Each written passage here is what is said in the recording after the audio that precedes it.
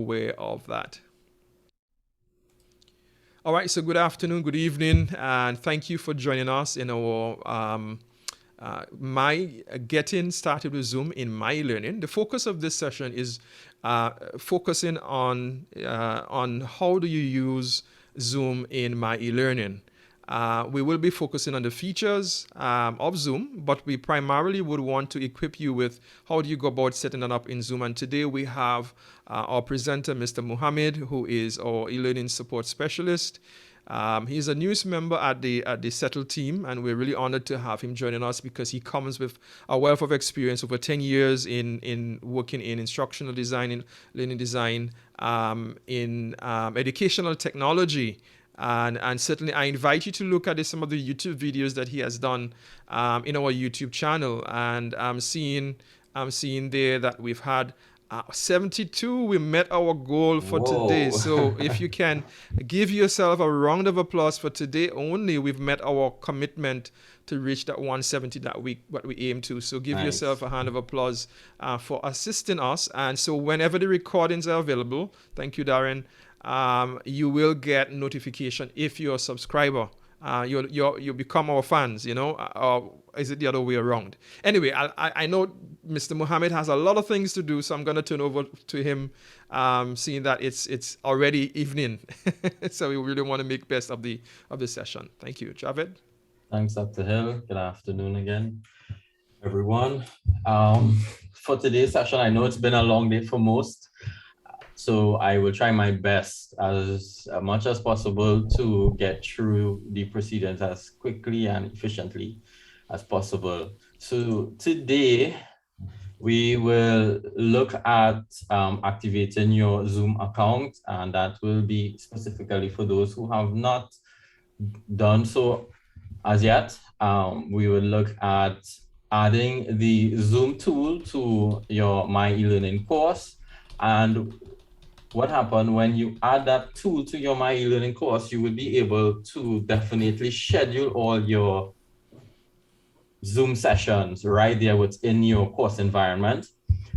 The other thing we will look at for sure would be those basic features of the Zoom's interface. I know that some of you are already familiar with the interface, but we do have a couple persons using Zoom for the first time. So it's necessary for us to at least touch on some of those basic features. Once time permit, we would look at sharing your screen, because that's something I know you would want to do while presenting, and creating breakout rooms to add some interactivity to your session, some activities to your sessions. And then hopefully we'll look at polls in Zoom. So I'll ask you all to use let me just stop this share for now. I'll ask you all to use the reactions button located at the bottom of your screen there to indicate, by giving a thumbs up, to indicate whether or not you have to indicate that you have activated your Zoom account.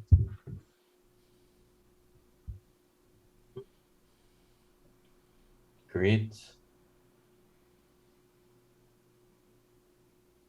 Good. So we are seeing here, based on the thumbs up, I'm seeing some persons, they have not activated their Zoom account. And for that reason, we will spend some time in the beginning of this session showing you all where to go to activate your account. So this short video will demonstrate activating your Zoom account. Once you activate your Zoom account, we encourage you to edit your profile. To edit your profile, it's really simple. And once you edit your profile, we'll look at changing the time zone. So I have a video here. It's posted on our YouTube channel as well. So you can also look at it there after the session. So the first thing you would want to do is to go to your UE email, your @sta.uwi.edu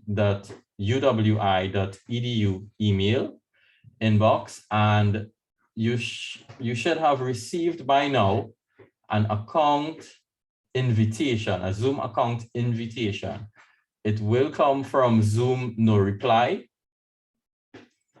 And once you receive that email, you simply click on Activate Your Zoom Account.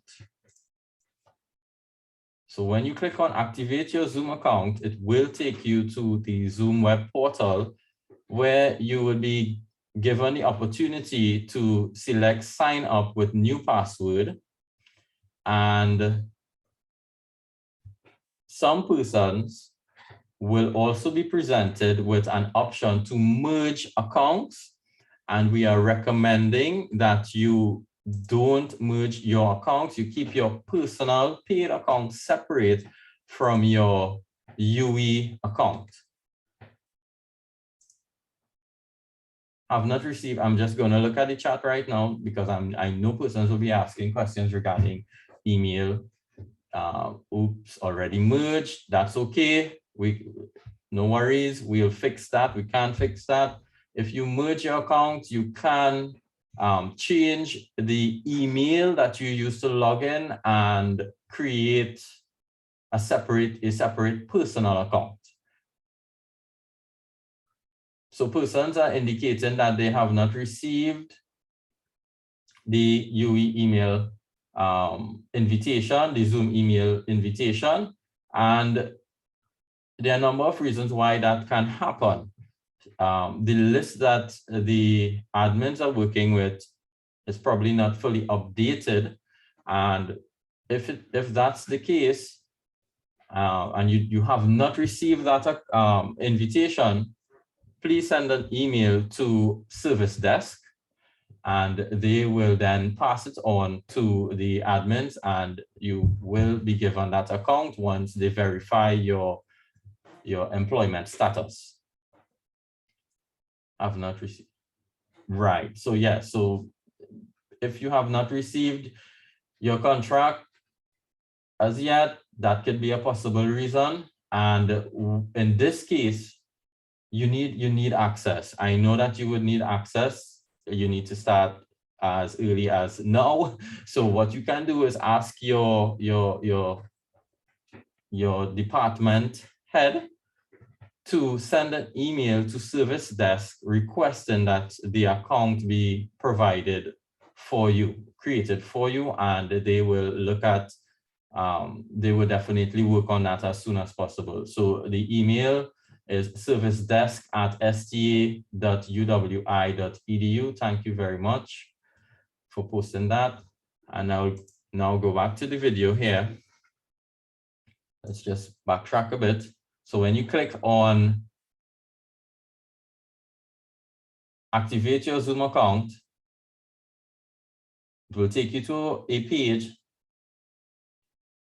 giving you the option to either sign in with Google, Facebook, but we don't want to do that. We want to select the option, sign up with a password. Once you select that option,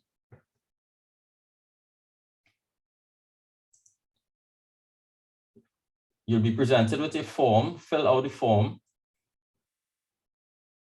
and then select go to my account.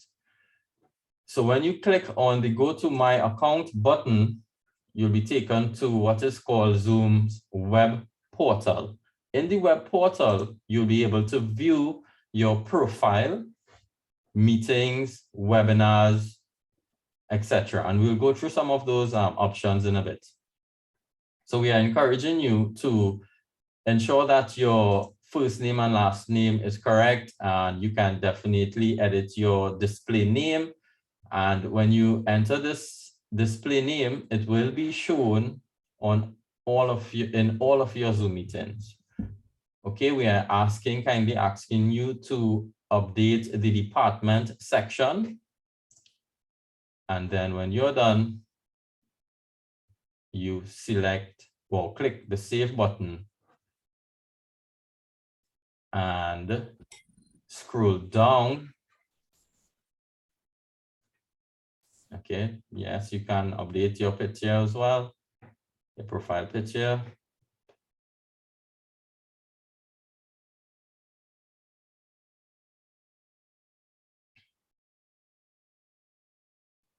right? When you've updated your department and added your profile picture, you scroll down a bit and you will see the time zone option. Just make sure that it's our correct time zone, please. If not, this is how you change it, by selecting the edit option, the edit, and then clicking on the drop down and selecting the correct time zone. Great, let's see the chat. Okay, good. So if you have access to your Zoom web portal, you can definitely pull that up right now and begin editing. And this is what the Zoom portal, web portal, would look like. For you, you would see to the bottom, the top left of your screen, your personal information here with your profile information. And to edit profile, again, you click on the edit link located on the right of your screen. When you click edit, you can update the fields where necessary, and then hit save. For those who missed the time zone in the video, the time zone edit, this is what you will do. If it's not the correct time zone, you simply click edit, select the time zone, and then hit save. At this stage, you will also be able to identify your personal meeting ID, host key information, and you can verify your sign-in email. And I did mention that you can switch, for those of you who merged, you can switch your account by editing the email address. So when you click edit, you enter the new email address, and that will be your UE email address. And now that will be for those who merge their personal non-UE email address with their UE account. Okay, you do have the option to enable two-factor authentication and so on. Good.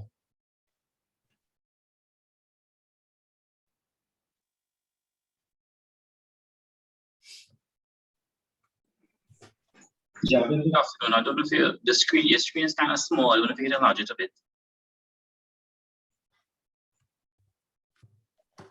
Hold on.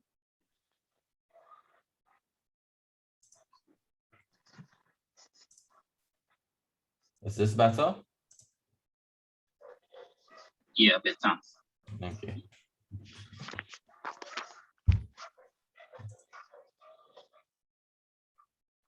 What's the point of the host key? When do we need to? Okay. Okay, so for this session, I will not be addressing the host key. We are talking in the background about enabling that option for other purposes. And as soon as we make a decision on the host key, you will be notified, because we will be updating our support pages and you would see that information there. And you will also be notified on other platforms. I will share the other platforms information as we go into the presentation. You will have access to those support avenues and our social media platforms. Good. So for meetings, if you are using Zoom, I know we have some persons who are, well, non-teaching staff here with us this evening. If you are if you would like to schedule a new meeting, you simply click meetings located on the left of your screen, the navigation options here. On the left of your screen, you click meetings, and it's very easy. But before I schedule a meeting, if you notice, the upcoming tab is selected by default, and I am in this meeting at the moment, and I know that because I'm seeing this icon in red here. So it's letting me know that I'm in this meeting already. You do have the options to view previous meetings. So that's meetings in the navigation section menu, the navigational menu on the left. And then we have the previous tabs, the previous tab. You click the previous tab and you will be able to view all your past meetings. If you created a meeting and saved it as a template, here's where you go to access that template, and Zoom recently added the polls and quizzes tab to your meetings menu. So let's schedule a meeting. It's pretty simple. So this is scheduling a meeting inside your web portal. You simply click the schedule a meeting button located at the right, the top right. And here you will have a couple options to enable, disable, and then you have some requirements that you need to fulfill. But before we do that, let's look at some of those options. Some of those terms, right? So we have the topic. It basically, it is what it is. It's the title of the Zoom meeting, and it will be shown to everyone who's in the meeting. Also, if you copy the meeting information, that will also be there. So when you invite persons, they will see Javed Mohammed is inviting you to a Zoom meeting. The topic is Zoom meetings in myeLearning, etc. Then we have the description. You can definitely put that information there in the text, in the input box. And we have when. So when, definitely, we know this, the month, date, year, hour that the meeting is intended to occur. We have the duration, time zone. So once you set the time zone in your profile, it will appear automatically in all those meetings. When you're scheduling meetings, it will be there already set, but you still want to pay attention to it in case anything happens. We have security, and that's just additional security options. We'll look at that in a while. Video, host and participant, you can choose whether the host or participant's video should be on or off when entering your Zoom meeting. Audio, the same thing, but we encourage you to select telephone and computer audio because you will have students joining your session using multiple devices, different devices. So you want to give them that accessibility. Meeting options. So you have other meeting options where you can enable persons, your students in this case, or if it's your colleagues, you can allow them to join the session before you. You can tell the system, listen, mute all participants upon entry. And if you know exactly who your participants are, you can, in advance, pre-assign persons to breakout rooms. And let's look at the last option here.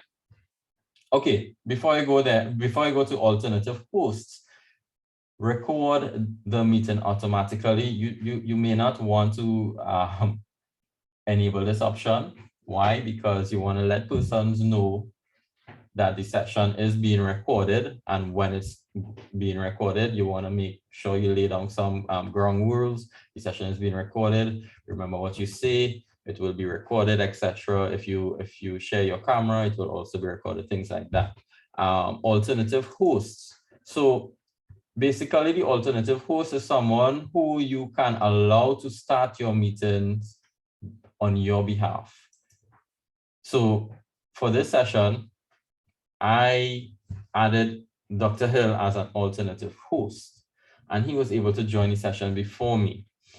And that worked out for me. Now, I know some of you would want to use this feature because you may have co-teaching taking place within your course, but it will only work if your colleague has the same UE license account. It will not work for persons outside of that, outside of UE's accounts. Yeah, and we'll look at that later in a short bit. So let's go now to go back to scheduling meeting. Now that we went through some of these options. So topic, you enter that information, then you can add a description by clicking the add description link, and it will come up here.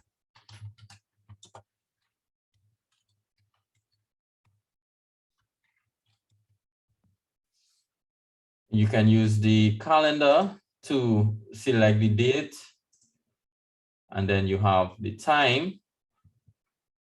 Did they change it? Yes, so it's 12. Good. So when you select the time, make sure that you select AM or PM. You can put the duration. This is so even though you select the duration, in this case it's 3 hours, I'm setting this meeting for 3 hours and 15 minutes. If I go on after 3 hours and 15 minutes, the session will still continue. It will not automatically cut off, but this is just giving persons an indication as to how long you intend to run the session for. The time zone is here. If it's incorrect, you just click on the option and select the correct time zone. If it's a recurring meeting, you click the checkbox and you have other options to select. Now, later on in the session, when we add the Zoom tool to your myeLearning course, we would look at recurring meeting. We would look at that in a little more detail.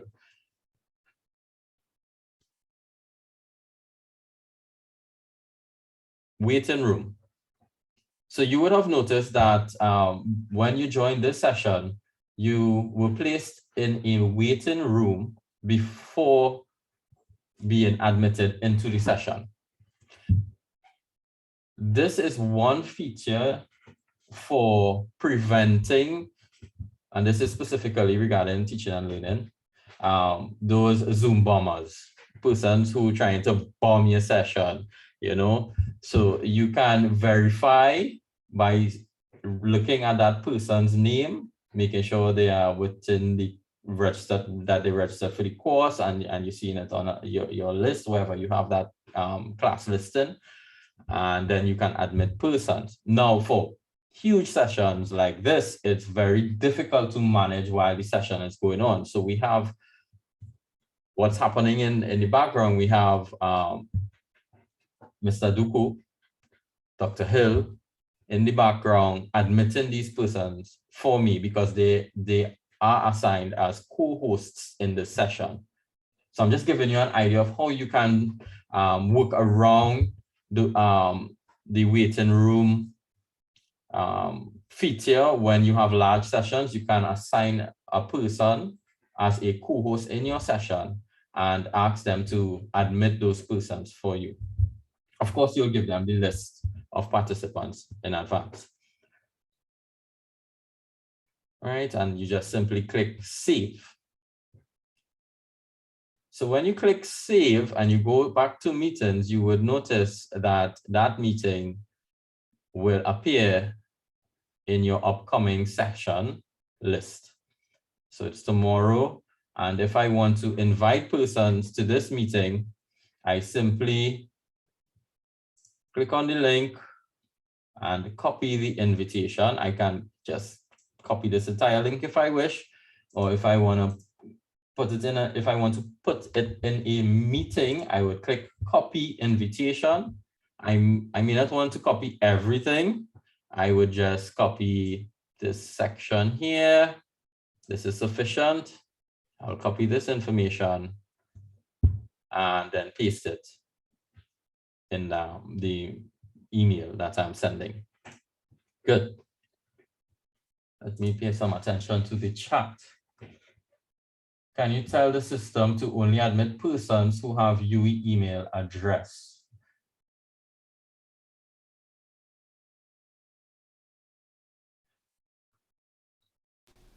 I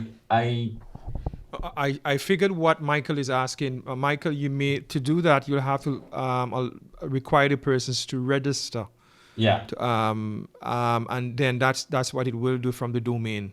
But we we don't recommend this because we obviously we know that the students they're gonna get forget, and you will be inundated with requests. Yes. Usually that option is usually we know the end users are always they like the ease of use, but certainly you can do it. Right. And what Dr. Hill is talking about is require authentication to join, and persons will have to and then there's the registration option. Where is it? I'm not seeing it here. I believe this is it. Yeah. So you require persons to sign in before they join your session, and that may be an additional step, and it could cause problems later on. See the chat again. Okay, I just said registration would be a barrier. Yes, it will be a barrier. But once we set the meeting up in your course, once they log in, they will have to log into your course to join the session. Right? Of course, students will be students and they will find ways of sharing your meeting information to others, but let's hope that is not the case. You can you will definitely find ways of working around that. I've seen persons ask a class representative to monitor the participants as well. You know, if they've noticed a strange name in the class, they bring it to your attention, and you can simply remove that person from your class. So there are ways to work around it, but for this session, I will not spend too much time on that. We will share some of those workarounds in our social media sites, and you'll be updated.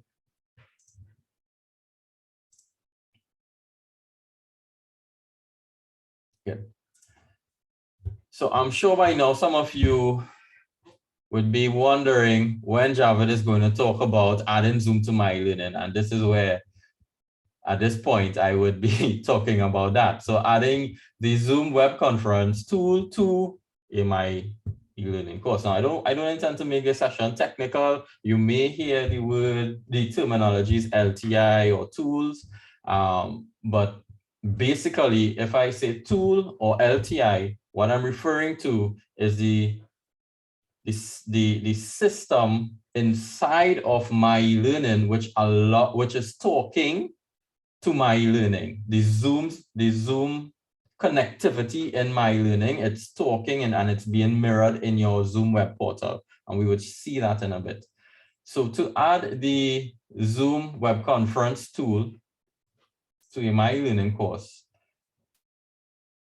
you can do that by using these 6 steps. You simply go to your myeLearning course. That's the first thing you need to do, of course. So you log into your myeLearning and you select the course. Then we have the very famous turn editing on button located at the top right of your page. Once you turn editing on, you will be able to now add activities, as most of you would know. So you click the add activity or resource link, and then you'll be taken to the activity picker where you select the Zoom tool. Once you select the Zoom tool, you give the activity a name and then select save and return to course.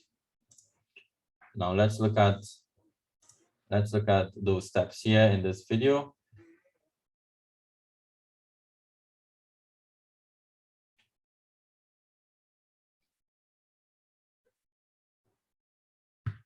of course, you go to your course and turn editing on.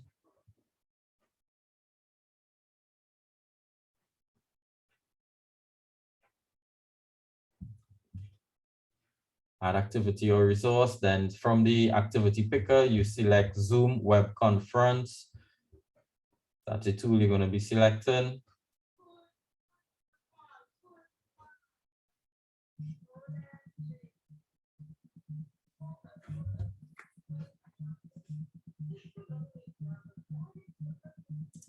Sorry, let me just back up here a bit.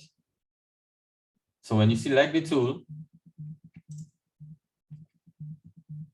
you give the activity a name. So you're giving the activity a name. So this is the a container, I would say.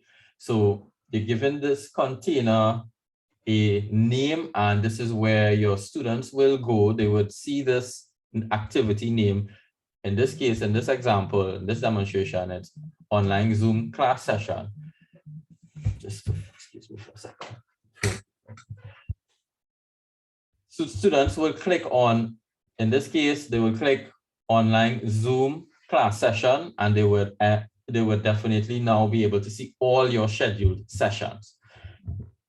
So you give your activity a name that would remain consistent on your in your courses. Save and return to course. And now when students enter your course, they will click on the link, the activity link. And you as well, you click on that activity link to schedule your sessions. Good. So let me see the chat. We'll cover features to include, okay, great. How would I know how many participants? Yes, we'll look at those things in a bit. Okay, so let's look at adding the... Javed, before you continue, someone asked a question, I think it was Yvonne, about the personal ID. Can you just show her how to access her personal ID, her personal room in the settings, in the meetings, Zoom.us settings? Okay, and from the My Portal? Yes. Okay. Please, thanks. So when you go to meetings, you have upcoming meetings, previous meetings, and personal room. Now, when you click on personal room, you will see your personal meeting ID and the personal, well, your passcode and so on. I don't want to show my passcode, but there's also the invite link. So you can just copy this link and send it to anyone, and they will join your personal room. Hope that answers your question. So here I am in myeLearning, and I want to add the Zoom tool to my course. Okay, let me just, the first thing I would want to do is turn editing on. When I turn editing on, I have the option now to add an activity or resource, and that option is available throughout, but I want to add the Zoom container or tool at the beginning of my course. So because I don't want my students to be looking for those meetings all over, you know, I want to have it in one place and, you know, easy access, quick access. So I'm adding it at the beginning, at the top of my page.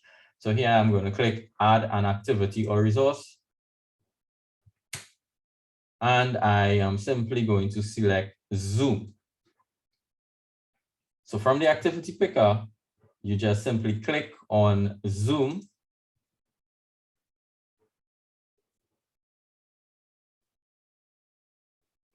And here I will now give the activity a name. Zoom sessions, it could be online sessions. Let me access online sessions, you name it. But let your students know at the beginning of the semester, you let them know when it's time to join our video conferencing sessions. Click on the activity name. You tell them what that activity name is. In this case, I'm using Access Online Sessions. You tell them when you enter my course, you select Access Online Sessions and you'll be able to join those scheduled sessions. So here I have the title or the name, and I can save and display or save and return to course, but I'm going to select save and return to course. Okay. So now that I have added the activity, I am able to now schedule my sessions.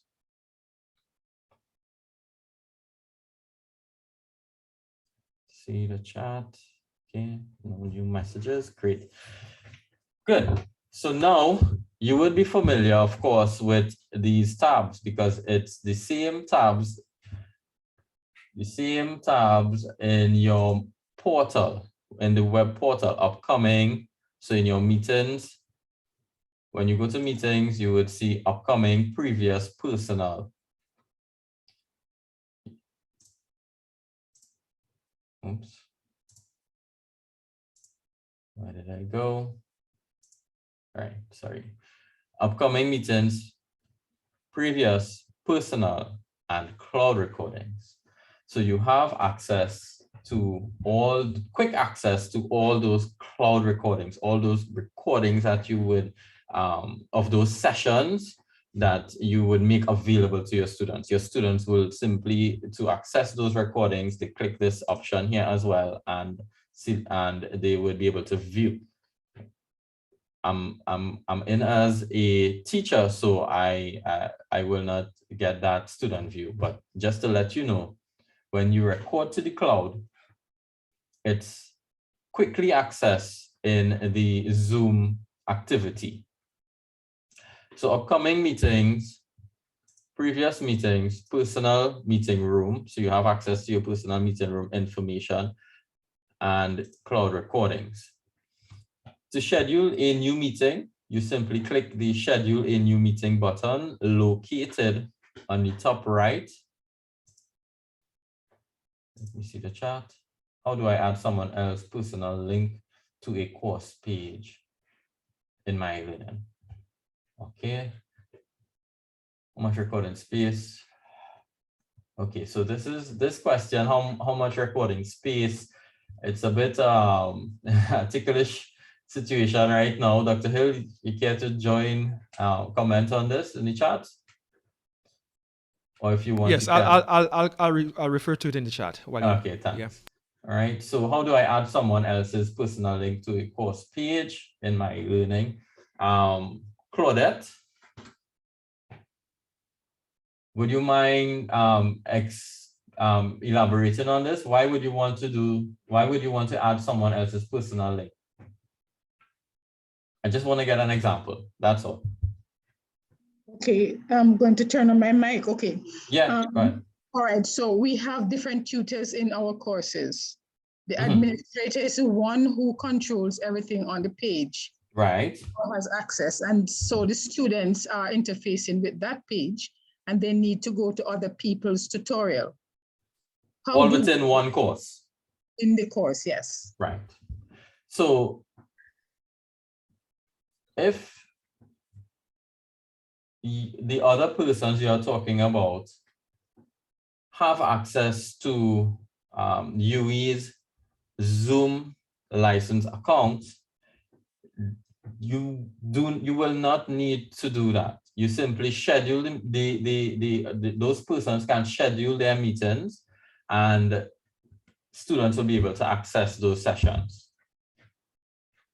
Just to clarify though, the myeLearning page is controlled by the administrator. So the tutors wouldn't be able to go in and turn on anything to upload information. Yeah, you understand what I'm saying? Yes, I understand. So they don't have access Right. So the page edit. that students are seeing, they would not have access to go in and make any changes. Okay.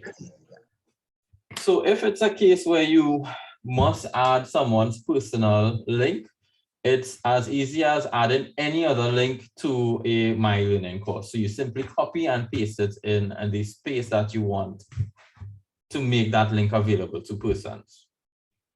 It's a simple copy and paste in the same way you would share HTML link for your students.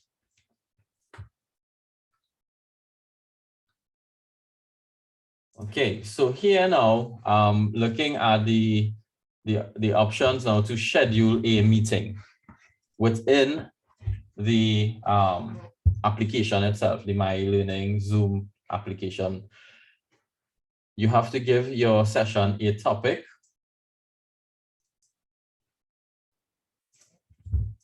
And I would recommend giving your sessions a topic that is easily identified or identifiable.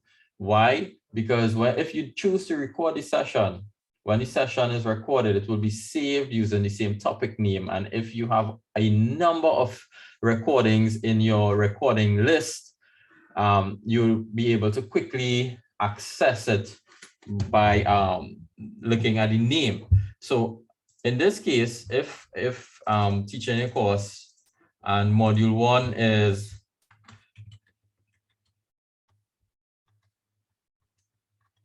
learning theories, I'll name it learning theories. And then I can give a description. Maybe the description would be those course objectives or session outcomes. I can put that here as well. Then I would now go down to the when area and select the calendar to identify or select the date that I want this meeting to happen. So I'm going to select the 24th. And of course, you need to make sure that time is selected as well. Let's say my session is starting at 5:30, not in the morning, not AM, PM. And I can put the duration 3 hours. Of course, my time zone is correct. And here is that recurring meeting option again. So you have the option to make this one session, this one scheduled session, a recurring session. And to do that, you simply click recurring meeting. And I've already selected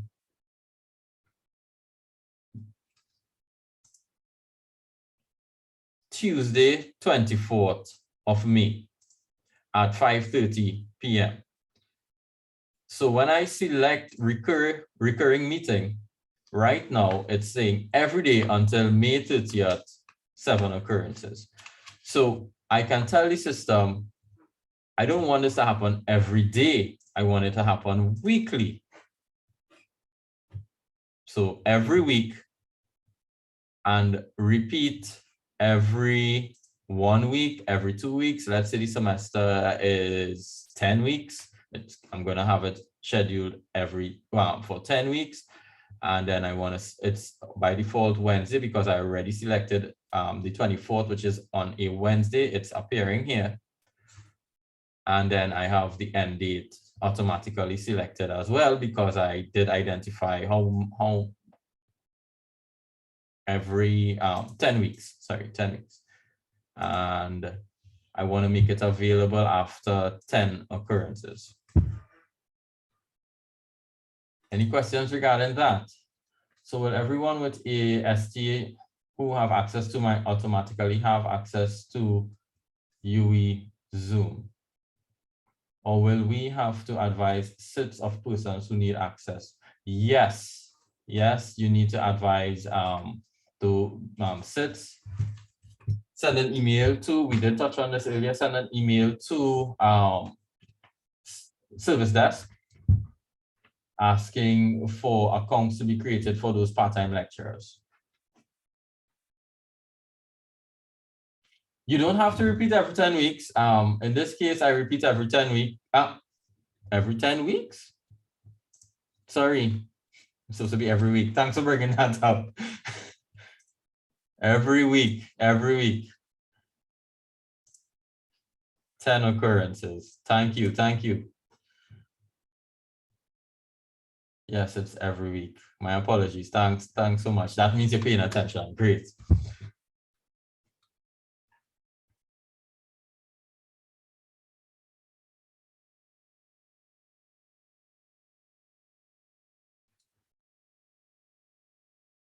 What if you have 2 classes per week? Okay, so if you have 2 classes per week, so repeat every week, not every 10 weeks. What was I saying? Thanks, guys. So every week, it's going to be repeated, and I can select more than 1 day. It's on a Monday and a Thursday. I simply select those options. Let's say it's 3 days a week: Monday, Wednesday, Friday. Yeah. And it will appear now when you select the recurring meeting option. When you enable this option, your students will see when they enter your course and click on, in this case, access online sessions. When they click on that link, they will see all those scheduled sessions. Also, when you go to your web portal space under upcoming meetings, you will see all those meetings scheduled here as well. Just letting you know that in advance. Now, I am going to, don't want so many sessions showing up on my account, so I'll just leave it for 3 occurrences. Good.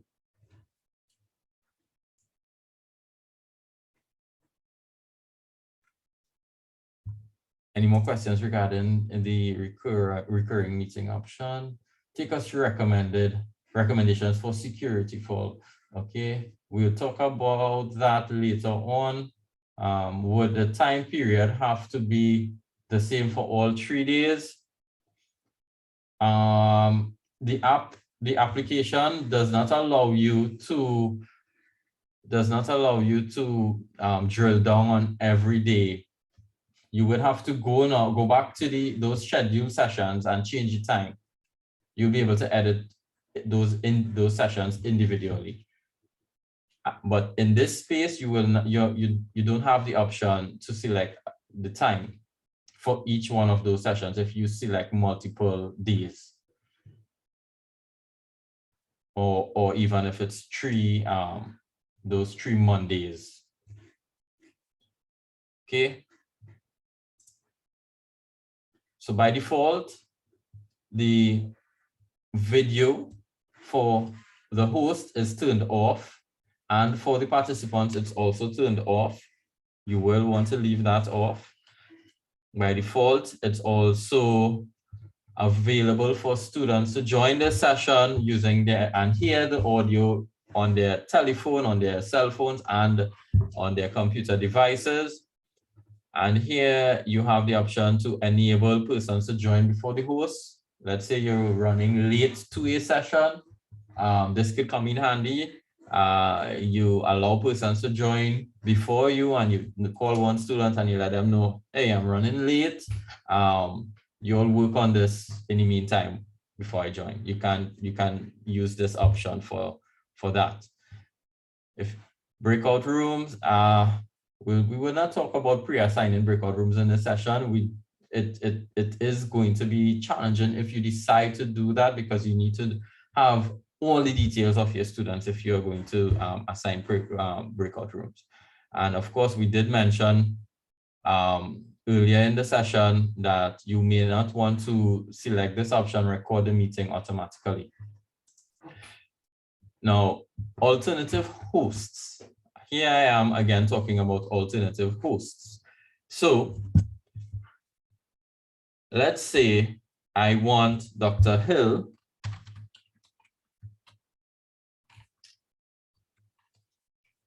Dr. Leroy Hill at STA.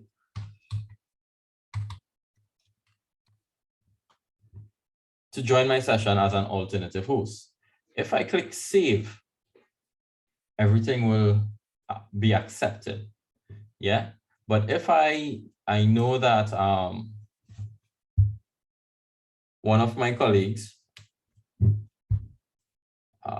say Mark or Randy, Mr. Randy Duku, Randy.do. Did I spell it correct, Randy?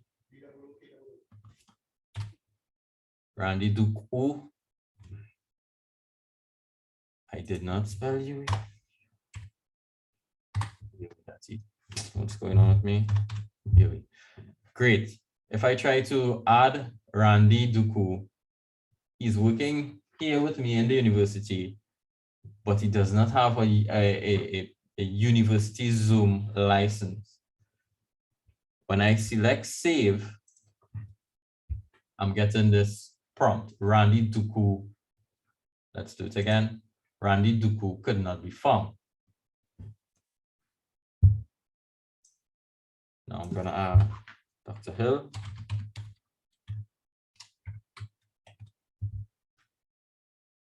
And I click save, all is well. He has an account, so therefore he will be added as an alternative host. It's appearing here. I can see that here without problem. So he can join the session before me with all hosting privileges, all hosting rights. Now, let's go back to that activity. Let's get this out of the way.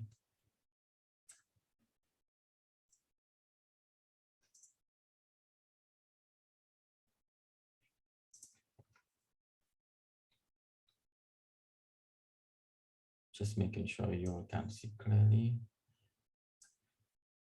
One screen, one window. Right, good. So in the activity, I did schedule recurring sessions and it's appearing here. Now let's see if it appears in the web portal. Just need to refresh. Upcoming. And all those learning theories appearing. Now, all these sessions, the topic will not be learning theories. So I need to fix this. This is a problem for me. I need to fix this. It's not learning theories for every session. But it did take all the other settings, which is making it easier for me. So all I need to do, so let's say on Monday, June 6th, the other session is focusing on student-centered pedagogy. I simply edit that by clicking on the title, scrolling down to edit this meeting, and then I change the name. All right. I can also change the date. Sorry, not the date, the time, if that's the case. Here.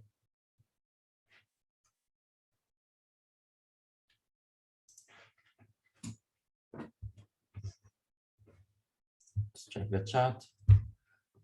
Also confirm alternative host. Yes, alternative host must have a UE Zoom account.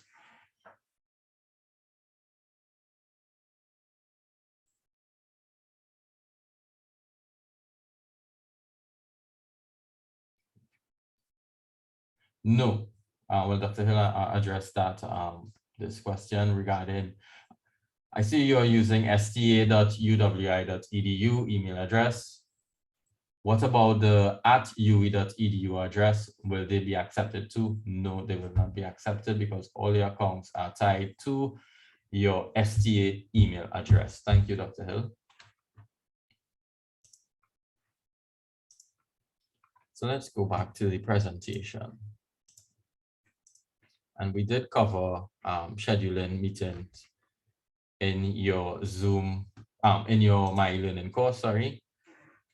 And I think some of you may want to get a glimpse of how this will appear for students.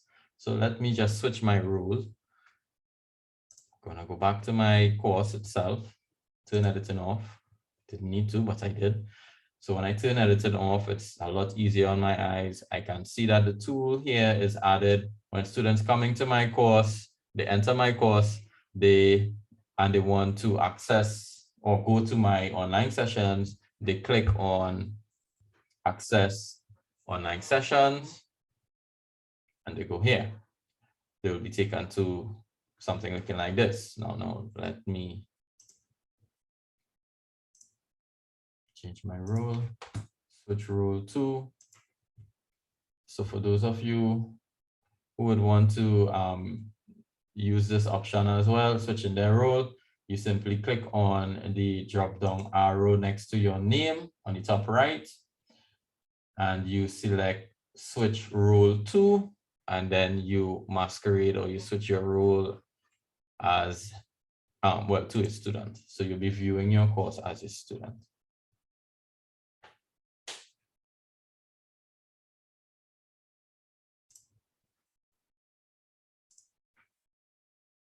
And how do I know I'm in my course as a student? Because I'm seeing student right under my profile name in the top right. So as a student, I can click on the tool itself, or the activity, sorry, the activity. And here I will be able to see all those sessions, scheduled sessions. I do have access to those cloud recordings as well, and previous meetings. Now, to exit or return to your normal role, you click on the drop-down arrow again, located to the extreme right of your profile name, and you select return to my normal role, and you are in as a teacher again. Now, let's say I have 4 courses that I'm teaching this semester. When I add the tool to this one course, Zoom meetings in myeLearning, and I select the upcoming meetings button, I am going to see all my upcoming meetings for all those courses. Those are the 3 courses that I'm teaching. Now, but I don't want to see that. I want to see those scheduled meetings specifically or related to this Zoom meetings in myeLearning course. To do that, I simply click show my course meetings only, and I will filter all those unnecessary scheduled meetings for those other courses. Okay, now students will not be bombarded with all your scheduled meetings. They will only see those sessions, those scheduled meetings in that course itself. As the editor, you will be seeing, or you will have access to all your scheduled meetings. And the same will apply for cloud recordings. So if you have recordings saved to the cloud for those 4 courses, sorry, it will appear here. But to filter out those unnecessary recordings unrelated to this course, you simply click show my course recordings only, and that is exactly what will happen to filter out and drop all those other recordings. See the chat.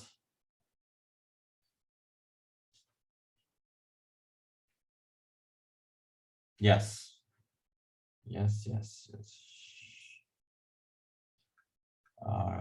So the delete button, can students delete the meeting link they see? No. So we are in, right now we are in the application or the tool as the editor. So we have those editing rights. We can do that. Students will not be able to delete your sessions. at all. They will not.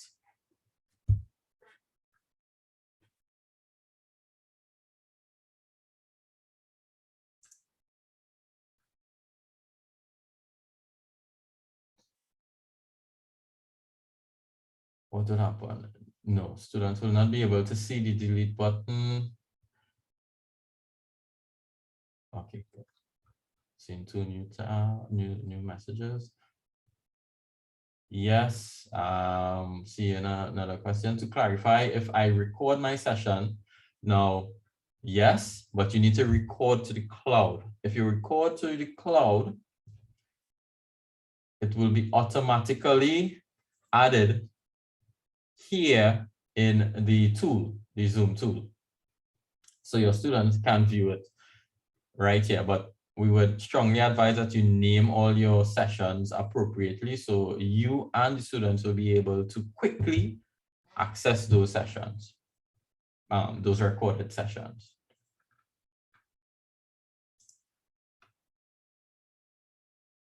I'm going to stop share for a moment.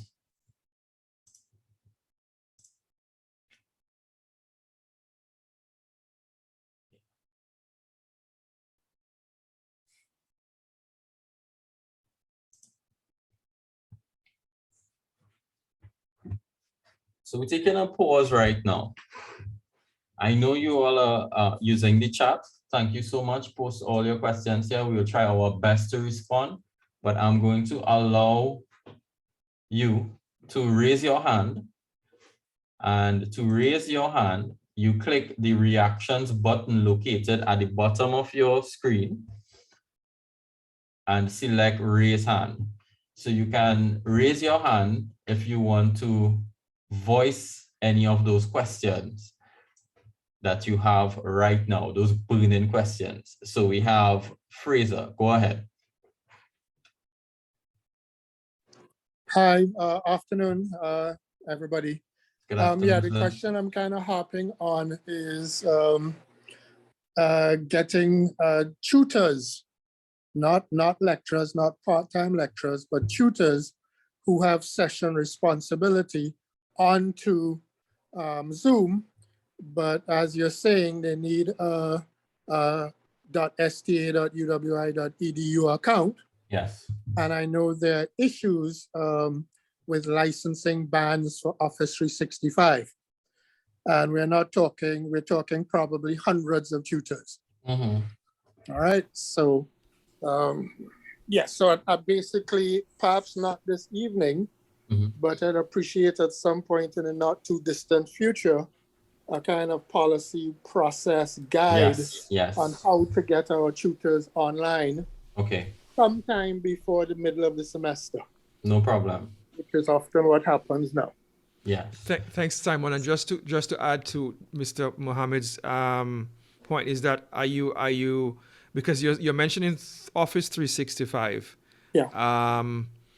So once the person has access to the UE email address, my understanding is that you can request.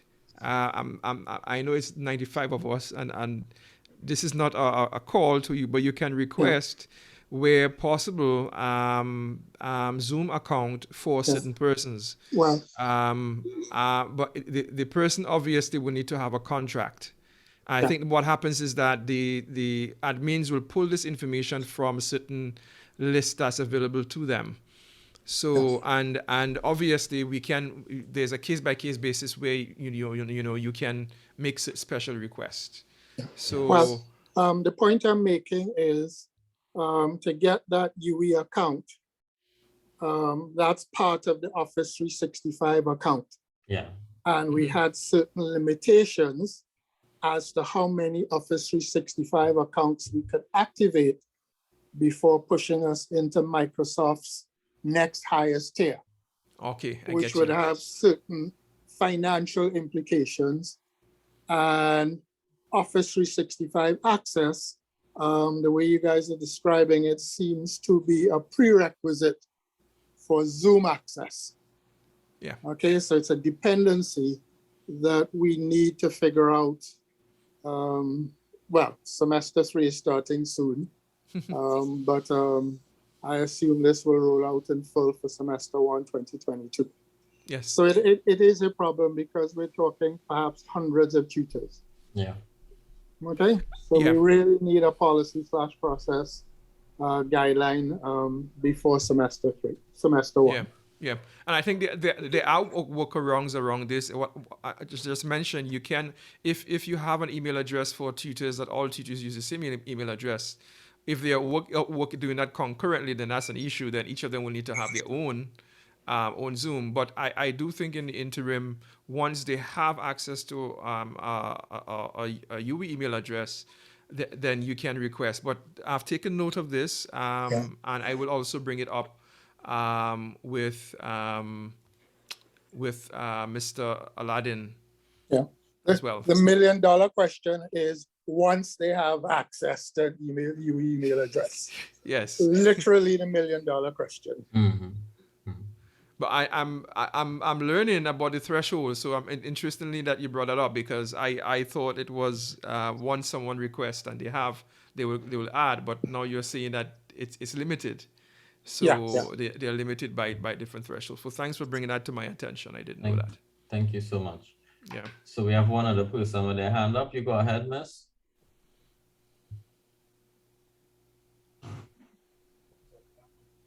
Sorry, sir. Sorry, sir. Yeah. No worries. A common mistake, Javid. Don't worry. My apologies. I'm sorry to harp on the issue of the tutors, but from a practical point of view, Dr. Hill mentioned issuing of contracts, and once I get contracts, they will be able to have access to Zoom. From a practical point of view, in my experience, the tutors don't get their contracts issued until maybe a week or two into the semester. So that's just a practical issue. The other thing is, you mentioned getting tutors onto as they don't have access to modifying the course shell. So in much the same way as I used to create meeting rooms for them on BBC, once they do get registered and they have their email addresses, they will share their links with me, and then I will use those links and create rooms for them, Zoom rooms for them on the course shell.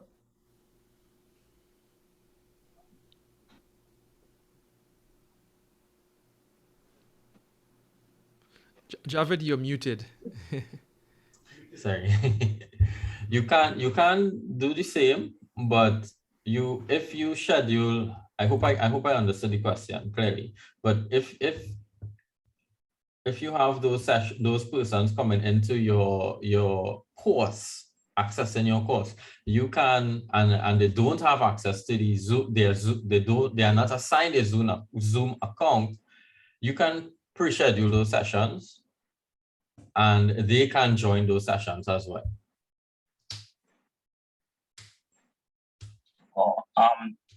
No, so the way my course works is the tutors have their own rooms where they have their own group of students. Okay. So I'm wondering. So when you say rooms, you mean meeting rooms, or you're talking? Rooms, yeah, meeting rooms. But yeah, you can schedule multiple meeting sessions and name it, put a proper name to it. So let's say you have two of those persons. I would use Mr. Randy is one and Dr. Hill is one. So what you can do is name those sessions. When you create the topic, put their name next to it so students will know where to go if they want to join that session itself. So and multiple sessions could happen at the same time. Okay, so all right. Okay, I get you. All right. Thanks, Ron. Javid. Thanks, everyone. No problem. Someone is asking if I can go over the steps in viewing your course as a student. Sure, no problem. We'll do that in a short. We have one question. Christine, go ahead. Yes, again, me harping on about these tutors. So we just heard that we can create the sessions, name them differently. They can be concurrent sessions, and the tutors can be told which one to join. So they can join a session. Mm-hmm. Having joined that session, do they have any control? Can they mute a student, unmute a student, put them out? That is the issue, because when you have Right. So 25, 30 sessions running concurrently, can I give them that level of control? yes, but that will require you joining the session and giving them hosting rights. So somebody will have to join that more. You can't do it in advance. No, because they can't don't. assign, If they have a Zoom account, then it's all well and good. You can add them as an alternative host, and they can join the session without you being there. But if they don't have an account, a Zoom account, a UE Zoom account, that is, then you will have to join the session, give that person hosting privileges, and then leave the session, if that's the case. Okay. Yeah. Is there anybody here with a workaround to this? We'll be happy to, you know, explore those options, because right now, this is the only thing I can think about. Dr. Hill, I'm not sure if you have anything you want to share based on it, or I'm not sure if Justin is here as well. Dr. Zephyrin. The workaround that, as we said, you can actually have the person, you can actually share your host ID, but that option is not presently enabled. Yeah. So that's another option that we would want to explore, is that the person that you are given will be, as you know, they can claim host. Mm-hmm. They can claim host, and then to claim host, they must type in a code, a passcode. So you don't necessarily have to be there. But what we're going to do is that we are going to ask the Zoom admin to enable this function. Yes. All right, because this is certainly something that would be a workaround that, Christine. So permit us to update, and that is why we said we invite you to join our Yammer group, which is our social networking platform that we are using. And so persons can join here. You can join here. Mr. Mohammed has done an excellent job in setting that up, and persons have actually, we sometimes don't provide the responses and solutions. Colleagues sometimes, okay, yes, I've tried this and this is how it works. So this is a social networking platform that we're using, Yammer. So you're encouraged to join there as well. So we are going to be looking for how we're going to address that. And so that has been a recurring question. And so we will raise that with the Zoom ID. Yes. Admin, sorry. Yes. Thank you so much, Dr. Hill.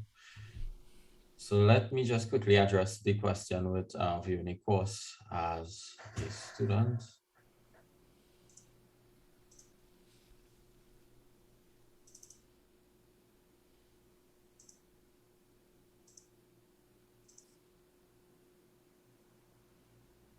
So I'm in a course here, and I would like to view this course as a student. I've logged out of there. Let me go to this section. What I do is simply click on the drop-down arrow located at the top right of my screen. So you're in your course itself. I'll go to my dashboard. I'll go back a bit. I enter myeLearning. I go to my course. I identify the course. I click on the course. Then I go to the top right of my screen where I see my name, my profile name. And I click on the drop-down arrow, and you would notice that I have other options as well. I have profile, grades, etc. But I'm scrolling, hovering all the way down to switch role to. I click on that option, and here I'll be able to now switch that role. I want to view my course as a student. I click student, and I am viewing as a student. And how do I know I'm viewing as a student? Because right under my profile name, I'm seeing the word student. It's letting me know, hey, Javid, you're viewing your course, this course as a student. And when it's time to return to my teaching role or whatever role you are assigned, you click the option return to my normal role. Got it, no problem. There is also a question, how do you unlink your work email from your Gmail? Okay, we'll get to that. We'll try and get to that one shortly. So you want to unlink your work email from your Gmail. I'll take note of that. We'll get to that shortly. I'm looking at the time and I really want to go through some of those features, the interface features for persons who indicated that they need that to investigate and be familiar or familiarize themselves with it. So before we go, I'm seeing here Geraldine Skeet. Yes, Dr. Chavez. Skeet, yes, you go ahead. Can you just clarify for me, you were saying not to enable the video for lecturers and students? Did you say that? Yes. Is it a bandwidth? Why not? No, so when you're scheduling your meetings, don't enable that option. Keep it off, because sometimes you join the session and you're probably not yet ready for persons to see you as a teacher, or students themselves not ready for the teacher to see, or their peers to see them. Okay. But in the session, you can turn on and off your video. Yeah. Okay. Thanks for that. Another question with the meeting ID. There are two options: generate automatically, and another one that says personal ID. If I'm correct, let me see. Yeah, generate automatically and personal meeting. Can you tell me what's the distinction? Is it that you can use one? There are times when you should use one rather than the other. Yeah, it's all based on how you want to on the meeting itself, how you want to set up this meeting. Do you want persons to join your personal room, or do you want them to join using the link that was automatically generated? Yeah, because I'm not too sure about the personal room. Is the personal room if you want to have, let's say, is it akin to like your office hours when you're meeting with students individually? What is the personal room all about? I really don't know. Oh, yeah. Go ahead, Doctor. Yeah, so I'm happy that you're using the metaphor of your office, Geraldine. So you can see your personal meeting room as that space that you use for your meetings, and it's the default space that you would use. It's personal to you, and usually when you generate a meeting, schedule a meeting, it generates a different meeting, so it don't conflict. So persons don't necessarily get access to that without you giving them access to it. So you may want your students to have access to a different room. Think of your classroom. So they may go to your classroom, but for my personal meetings, I'm going to have it in my office. Right. So the personal meeting room is like that. But sometimes some persons say, you know what?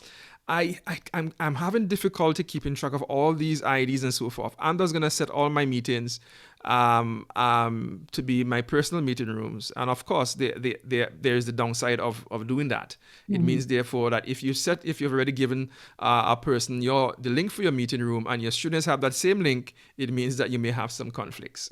Yeah. Okay. Thank you.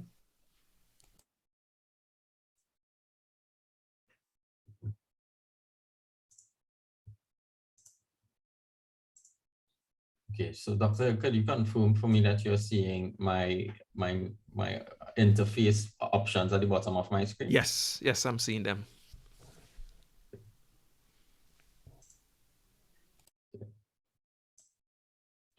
Great. So we will be looking at some of those options available to you in the Zoom interface. So when you join a session, you will definitely see to the top left of your screen, meeting information. So I'm going to click on meeting information. And when I click on meeting information, the green shield with a tick, that's the icon. I have access to the meeting title or topic, the meeting ID, the host, passcode, and the link. So let's say I have a student, they're having problems accessing the session for some strange reason. They can't access the Zoom session through myeLearning. They call you or they message you. The session already started, your class already started. You just want to share that information quickly. you can copy this information right here by just going to, there are multiple pathways, but this is just one quick way. You click the meeting information icon and you copy the link and send it to that person. At the bottom left of your screen, you would notice, now this is what will appear when you are not sharing your screen. Okay, right now I am sharing my screen, but I am telling the system to show you exactly what I'm seeing. But in the real application, you may not use this feature that I am using. I'm only doing it for the demonstration of the Zoom interface. When you share your screen, you will not see all of these options here at the bottom of your screen. What will happen is that it will be floating on your screen and you can move it wherever you want.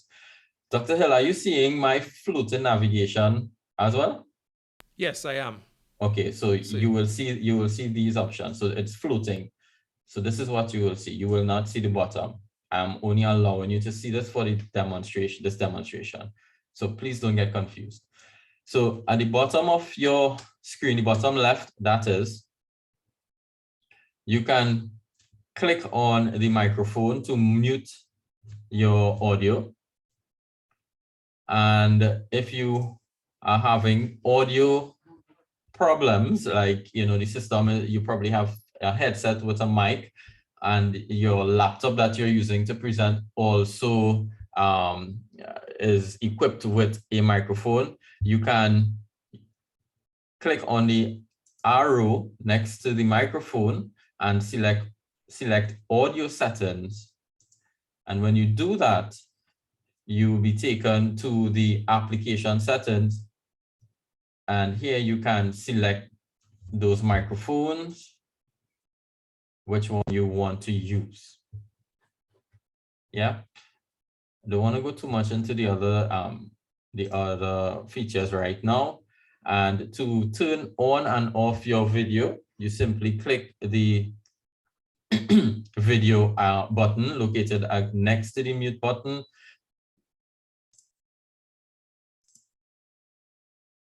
Right, turn on and off, and then the same option is available if you have multiple, if you're having problems connecting your camera, you can go to video settings and select the camera. You also have options to blur your background. You can quickly blur your background here or choose a virtual background. I'm using a virtual background. I'm gonna go to choose virtual background. And by the admins, they already uploaded a number of virtual backgrounds for you. The admin, they added a couple UE branded backgrounds. You can upload your own by clicking the add image or video button, this plus icon here.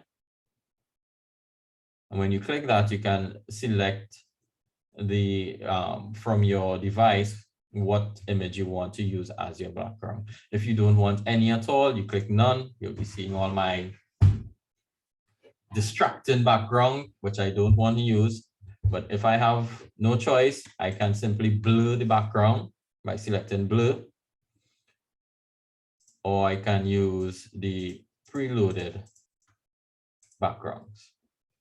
If you have a green screen, for those of you who you have a nice little studio space, you can select I have a green screen, and what happens is that your camera is going to be pick you up a lot more cleaner. As you can see, I don't have a green screen, and when I move, you're seeing through my headset here. You're seeing through my headset. So if I have a green screen and I select I have a green screen, this I will not experience. I should not experience some of these glitches. Let's select this one here. You can mirror your video as well. Good. Now, moving along. we have the security button located at the bottom of your screen still. And the security button is your friend. You can lock your meeting. If I lock this meeting, persons will not be able to join the session. I can disable or enable the waiting room. So, and in some cases, if you have the waiting room enabled, during the session, you will be notified when someone is in the waiting room and you'll have to admit them. If you disable it, they can just simply enter the room without having to go through that additional step. You can hide profile pictures. So I'm in a session and I don't really want to see persons' profile pictures. I click on hide profile pictures and all profile pictures will be hidden, but it's not going to hide those with their cameras on. So I'm going to click hide profile pictures again for all the profile pictures to be displayed. So to the bottom of those three options, you have allow participants to share their screen, chat, rename themselves, unmute themselves, start video, use the whiteboard, and annotate on shared content. You can also remove participants or suspend all activities, all participant activities. So you have those options there and you can use it based on your needs. See the chat. Do students automatically see the cloud recordings? Can we change that setting? I'm not sure.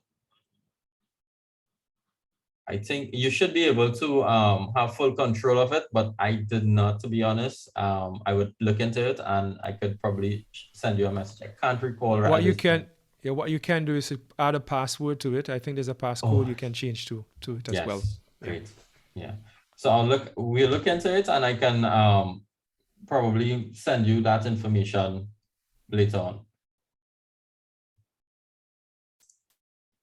Thanks, Dr. Hill.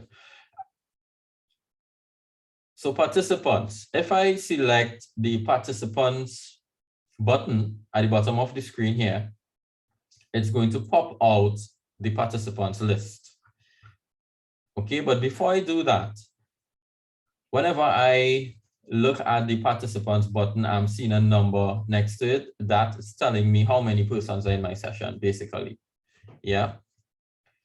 If I select the arrow, I can invite persons to my session by clicking the arrow and then selecting invite. When I select invite, it brings up the contacts and it will of all those persons with UE, who belongs to UE Zoom accounts. Right, so I can invite somebody here by just simply calling them in, clicking on their name and call them in, or I can copy the invite link and paste it in a chat, any chat, WhatsApp. If I have the web for WhatsApp in my web browser, I can paste it there. I can select email as well. I can copy the invitation, or if someone is on a call with me and they're trying to enter the session, I can, and they have the app downloaded on their phone or on their desktop, they can click the join option and enter the meeting ID. Of course, you will be giving them that ID verbally and then the passcode as well. So that's another option. So participants, when you click on participants, it pops out the participants window. If I want to close that window, I can just click participants again and it will close the window for me. But when I click and it pops out, I'm able to see exactly who those persons are in my session. Let's say we have a Zoom bomber in the session, like for some reason, I don't know who this guy is, Randy Duku.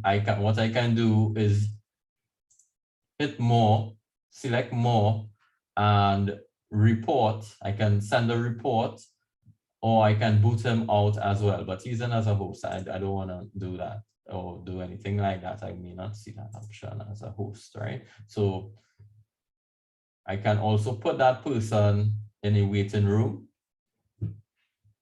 or simply, and as I said, remove. Because Randy is in as a co-host, I will not be able to boot him out. I will not be able to remove him.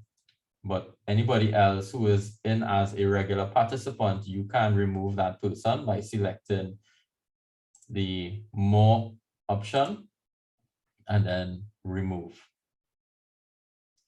Let's say I want to make more other persons, I want to add more co-hosts to my session. I hover over that person's name and I select more and then make co-host. I select that option. And the system will give me a prompt. Java, do you want to make so-and-so co-host of this meeting? And you select yes to make that person a co-host. And if you want to remove co-host rights, it's the same process. You hover over the co-host name and select more and then remove co-host permissions. If I want to quickly find someone, I can use the find participants search bar, type in the name and find that person as well. Or I can scroll and find that person if I wish. Okay, I don't want to spend too much time on participants, but while you use the system itself, you would notice that there are more options. Sorry, there are more options where you can ask a person to start a video, you can pin, etc. Yeah. Polls.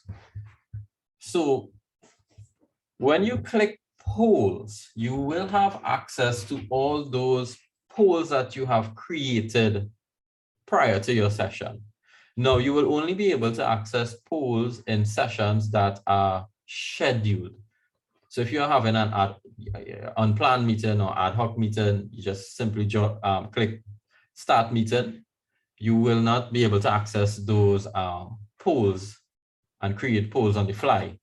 But once you schedule a meeting, you can access all those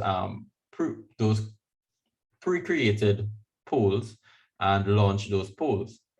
Now, I am going to launch this poll, and it will appear a bit confusing because remember, I'm allowing you to see exactly what I am seeing. So you are viewing as let's say a student, in this case, for the poll as a student, you're going to see a student view and the teacher view or the host view.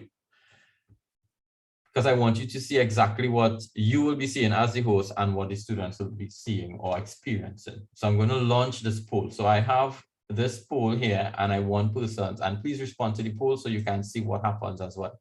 So when I click launch, you should see an option on your screen to take part in the poll, in the poll. And I'm seeing persons now. As the host, I'm seeing the real-time responses. I hope it's away from the activity window. So I'm seeing here, okay, we have a good fight going on here, a nice balance between coffee and tea. We're seeing soca lovers in the house and plenty double eaters, you know. Yeah, we love doubles. Good. So what I can do here is based on the responses, you know, of course it's anonymous. I'm not seeing any names associated. I am getting feedback. This would be some of, you know, a technique you can use for formative feedback, you know, those concept checks you might have periodically in your sessions. You can use polls to do that. And it's very helpful because, you know, not every student is, you know, so brave to turn their mic on or to turn their camera on, you know, so they may use this option. They might quickly respond here rather than type it in the chat or turning their mic on. They can respond to a poll. Good. So I'm going to end the poll. And when I click end poll, as the host, I am seeing the results still. And I can share the results with the participants if I choose to. I'm going to share the results, sorry. And you should see the results appearing. Can someone just quickly turn their mic on and let me know if they are seeing it, please? Yes. Great. Thank you. And now I'm going to stop share. I can create a poll by clicking create, but I don't want to do that at this time. Or if I click this option, ellipsis button, I can relaunch the poll, download the results, or view results from a browser. So you can play around with those options when you have time.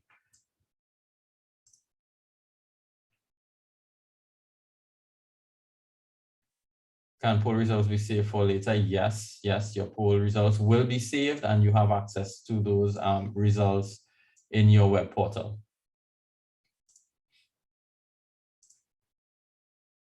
So chat, like participants, when you click chat, the chat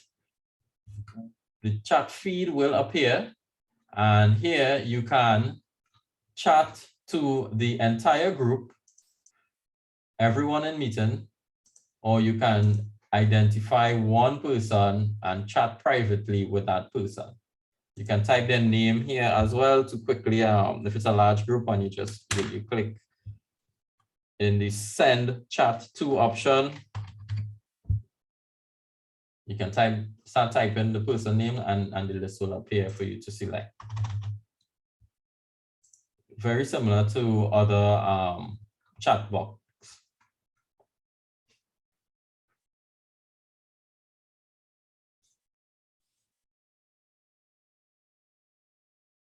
I'll get to that. Can polls take text answers? No. No, I don't think so. I have not seen that option. You would have to use other tools, third-party applications to do that. Don't worry, we'll run more sessions. Those sessions I look forward to. For those type of interactivity. Dr. Zephyrin is good with those tools as well. So we'll definitely be sharing some of those later on. Share screen, good. So you're in your session and you have a presentation that you would like to share with your participants. Here you click on share screen. And when you click on share screen, you will be presented with a number of options. I'm going to keep it very straightforward for now. If you select screen, you'll be sharing every single thing that is on your screen with your participants. All screens. If you select a specific window, then participants, even though you navigate from window to window, or tab as well, tab to tab, depending on how you open your tabs, students will only see exactly what you select. So if I select this Google page or the Google application or window, students will only see this, even though I go to this PDF document here, while I don't know, I can't show you, but if I select the Google window, Google Chrome window, all students will see is the Google Chrome window, even though I navigate on my end, I navigate to this PDF document. Yeah. If you're sharing a presentation or a website with a video and you want students to hear the audio, you have to select this option here at the bottom left, share song.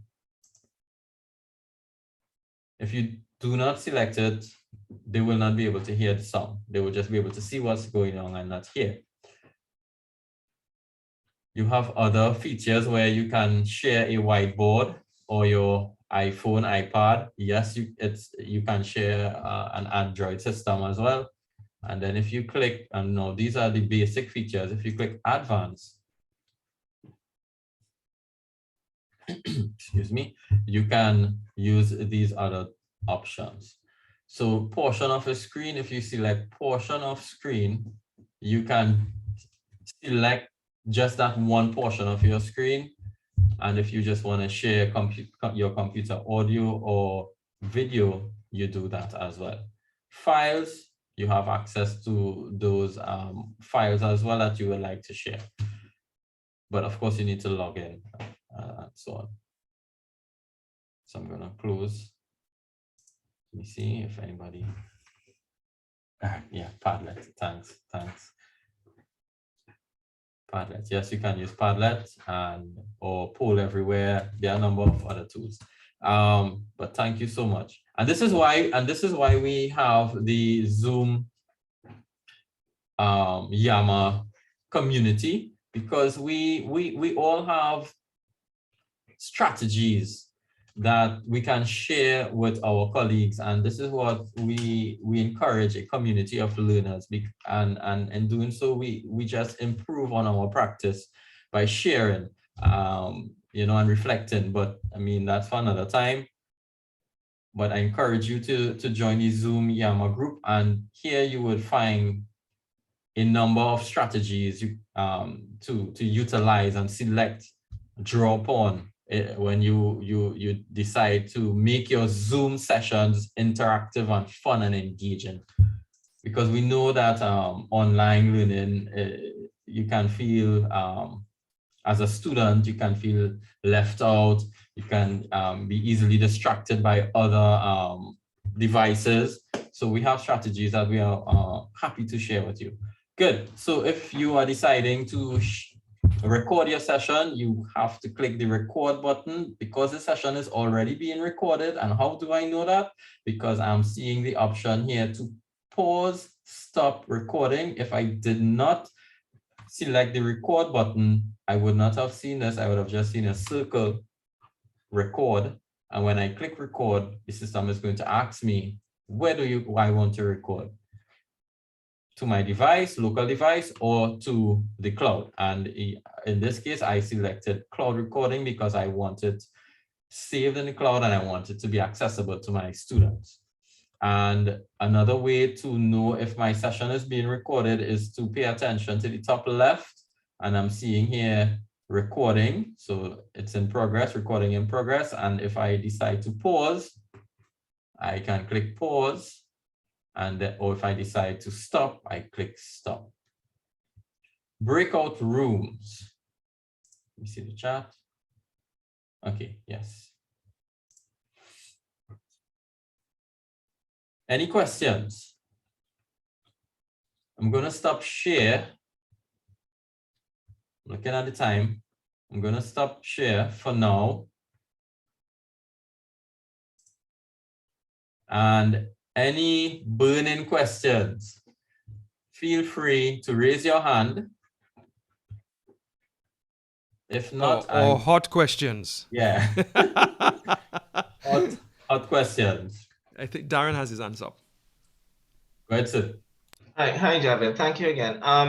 In terms of technical support for students, you know, like if we have presentations and they're going to be sharing their screens or sharing their presentations, are we responsible for providing them with that technical support and that type of training, or will the university as a whole provide some kind of general training to students in that regard? Okay, so that's a great question. Thank you so much for that. So we are employing a number of strategies to have students be aware of the platform. One strategy is, of course, sending email notifications. Marketing will engage in sending a number of messages or announcements to them. Students also have access. I'm going to share my screen.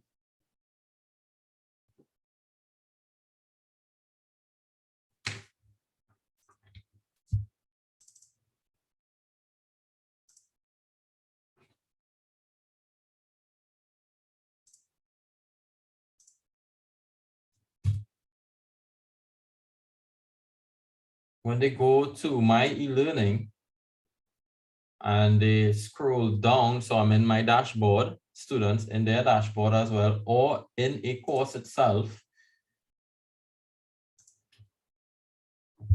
System moving a little slow. Okay. They will see the myeLearning support block.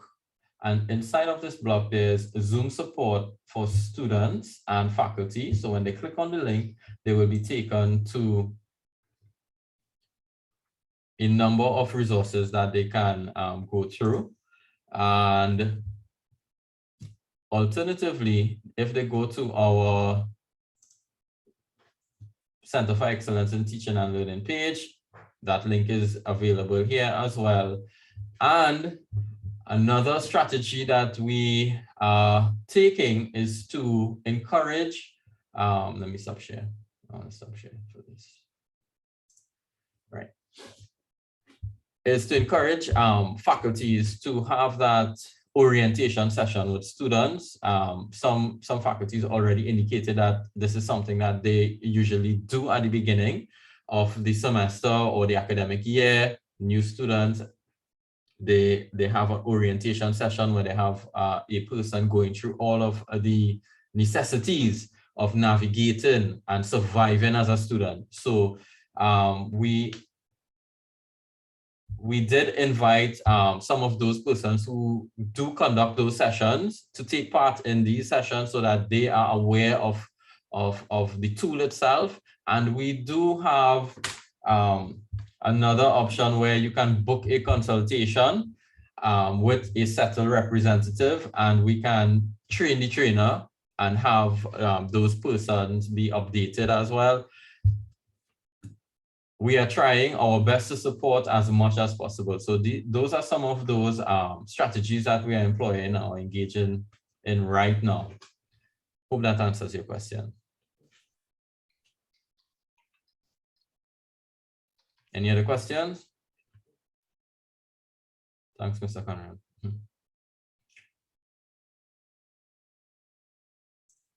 No further questions. Okay, so I will look at breakout rooms now.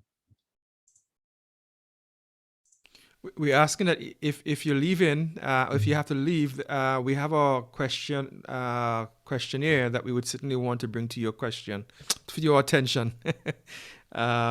So Mr. Doku will post it in the meanwhile, and we'll post it again, but I know some of you may have already know the features of Zoom and you may want to leave earlier. So thank you, Mr. Doku. Thank you so much, Mr. Doku. Okay, so share screen.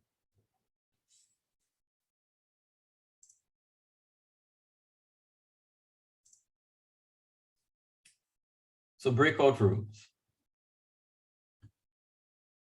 If I'm already in my session, I have a number of persons in my session, and I want to schedule a breakout room session, I simply click breakout rooms, and here I can create breakout rooms. Right now, by default, the system is indicating that I just have one breakout room that I can assign. That would not be a breakout room. I need to have more than one. So I would select the up arrow for more, or if I want to select less, click the down arrow, or I can just simply type in the space. Let's see, 10 breakout rooms. So I want to schedule 10 breakout rooms in this session. I can include co-hosts as well in those sessions. I can tell the system to assign persons automatically to breakout rooms. I can assign manually, or I can let participants choose a room to enter. So if you are so student-centered and you want to allow students to join their own breakout rooms, you create 5 empty breakout rooms, and students will be able to join those rooms that they feel to join, right? But for the demonstration, I would allow the system to automatically assign persons because we have a very large group. So create. And what happened here is that I have 10 breakout rooms, And I'm looking at it and, oh man, this is just too much scrolling. What can I do? I can add more breakout rooms, or I can delete a breakout room if I want. And when I delete a breakout room, of course, those persons will be automatically placed in the remaining breakout rooms. Delete room, yes. Good. Let's say I want to move Shaman from room 3 to room 4. But before I do that, I want to change the name of my room. I can hover over the name already given, which in this case is room 3. I hover and select rename, and I can rename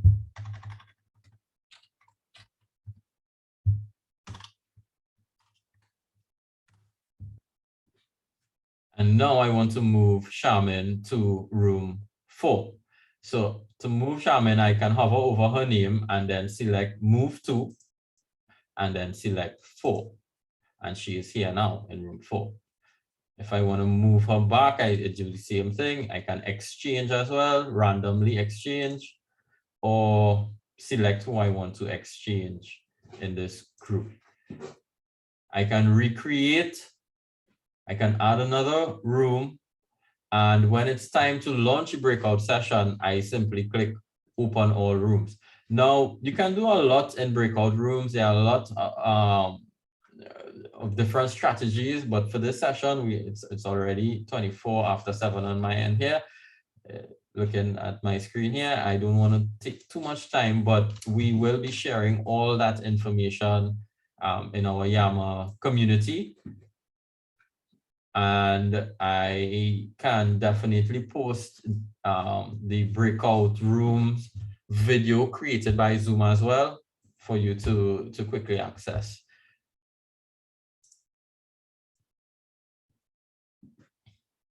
Reactions. So reactions, as you would have noticed, would be can be used in multiple ways. In this case, I did indicate in order for you to speak, you raise your hand. So we would not have, if you ask a question, you would not have everybody turning on their mic at the same time. Claudette, your hand is up. Is it an old hand or? No, it's new hand. Good, go ahead. All right, in the old system, BBC, when our students are giving their SSLC feedback to the group, the lecturer is supposed to exit the room. I'm just wondering how it will operate in Zoom. If the lecturer has to leave the room for the students to have their discussion and then re-enter the room. Okay, so you can do that in breakout rooms. You can jump in and out of breakout rooms. So you can, let's say you have 5 breakout rooms in a session.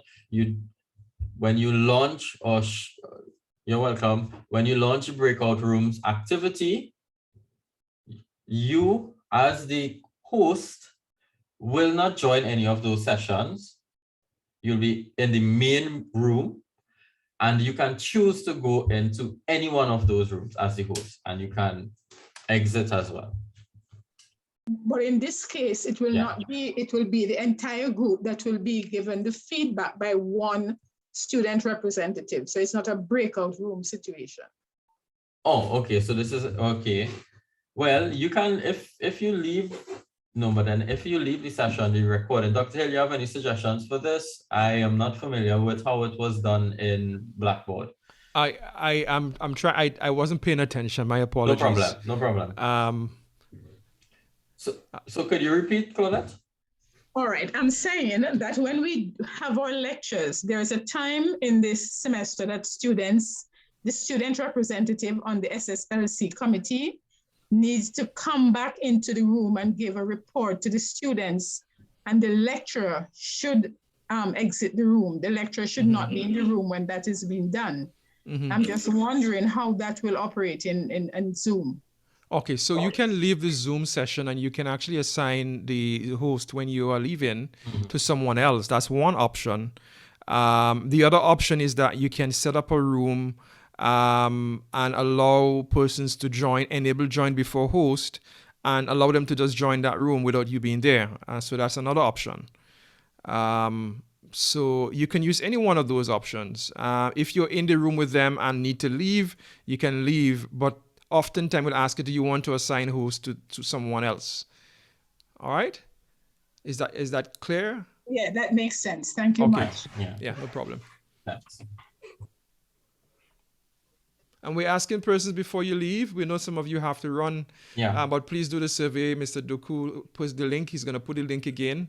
If you missed the session, we ask you to subscribe to our YouTube channel. I placed the link there, and I'm asking you that you subscribe, Rosemary, so you will get access to the recording of today's session. All right. Certainly you can do that. So before we end, thanks, Dr. Hill. Before we end, you can use the reactions feature or button to create some sort of classroom management strategy while you're in those sessions, right? By letting students use the raise hand option. If you you can also indicate to students if for some reason they need to move away from their keyboard, from their desktop or device, select the I'm away button. You can tell students, encourage them to use the other options as well. When you ask questions, you can tell them to indicate using the reactions button yes or no to a question for some of those non-verbal feedback you want to get. And then you have all these other nice emojis that you can select, and there are more emojis as well. Good. You have apps that are available and whiteboards. And if you click more, you can use the focus mode, which when you start focus mode, participants will only be able to see host videos, shared content, and videos of spotlighted participants. And some of those tips and tricks will be shared as time goes by. So at this time, it's 7:30. We are here still, Settled is here. We are here to answer some of those questions, but I would like to thank everyone for joining in. We appreciate all the questions. Mr. Sigobin, thanks for showing up as well. I know you're there in the background in case, you know, we have some questions being presented. You're there to help us. I know that, so I want to especially thank you. Everyone, thanks so much. Please remember to complete the survey instrument that Mr. Duku shared. We do encourage you to subscribe to our YouTube channel. We keep saying it throughout the presentation, and we are doing that because we want to keep you in the know. We want you to know as soon as we share some information. We want you to have quick access to it. We have the Yama community as well. Yeah, and we will have additional sessions. I saw that question. We will be having additional sessions, so certainly keep close to the Settle website, and we have a number of upcoming sessions, so you may want to do that. I think our next session will be focusing on developing instructional media. I think also there's one on H5P. So, and by the way, Mr. Mohammed would have used H5P in actually designing the presentation for today's session. And so that's something that you can use, and you can actually embed that within myeLearning.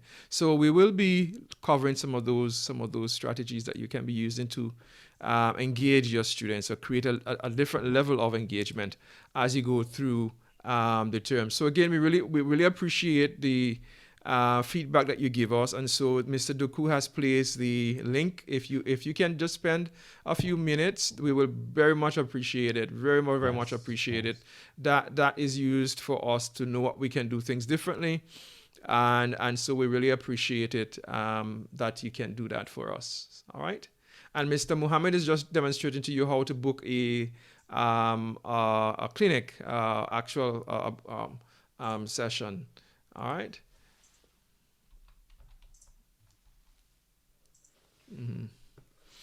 All right, so if there are no other questions, how do you access the chat information in your recording session?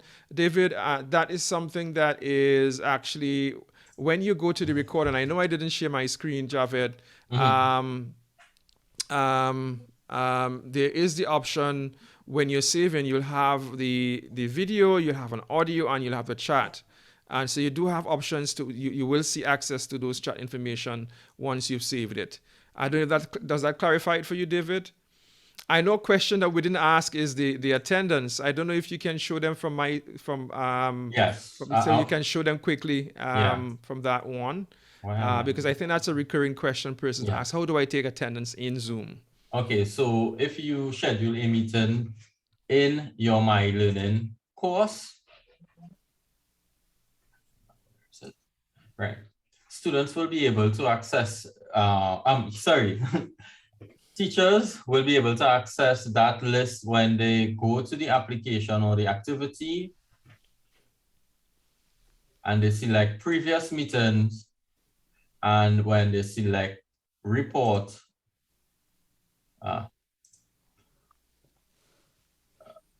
we only have, okay, when they select report, they will see it, but we don't have any available at this time. But when you select report, you would see name, email, join time, the join time that persons would have joined the session, what time they left, and the duration. And that is also shared in our Yammer community. It's a very, very short video. So you click on the tool, you enter the tool, you select previous meetings, you go to that previous meeting and select report. When you select report, you have this nice list that will give you the name, email, join time, leave time of all those students who would have attended your scheduled session. Yeah. If somebody did ask a question regarding recordings, if you want to access your recordings and the chat and all those other things associated with the recording from your web portal, you go to your web portal and you select recordings. When you select recordings, here, you click on the ellipses, you can download.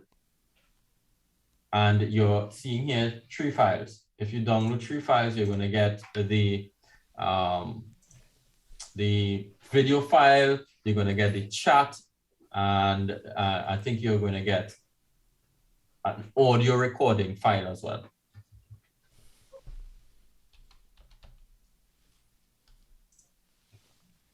Let's see that chat again.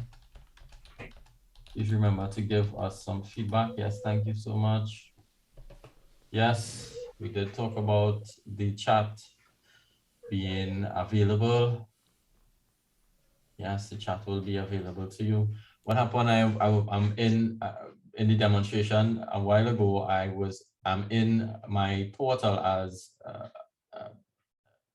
an administrator, not full admin rights. Don't think I have full admin rights. I have been given a preview. So if I have a sort of a different view, but it's the steps are the same for you. When you go to the web portal, you click recordings, you identify the recording, and you would then click on the recording to get all those other files that you want to get.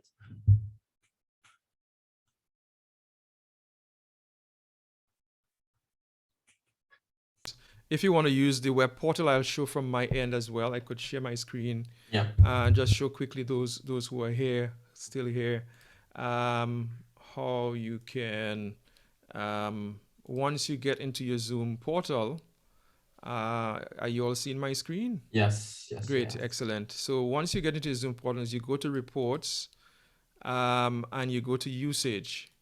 All right, and you will be able to set. Let me just go all the way to February and search. You will be able to see all your courses, all the sessions that you've had, to see the participants' information. So I can go and select a session, and I can include, and export the information, sorry, and it will give me an indication of who attended the meeting. You see that you have the duration and time. Sometimes persons log in and log out, so what you can do is put show unique users, and that way it gives you a combined view of the total duration the persons had in the meeting. All right.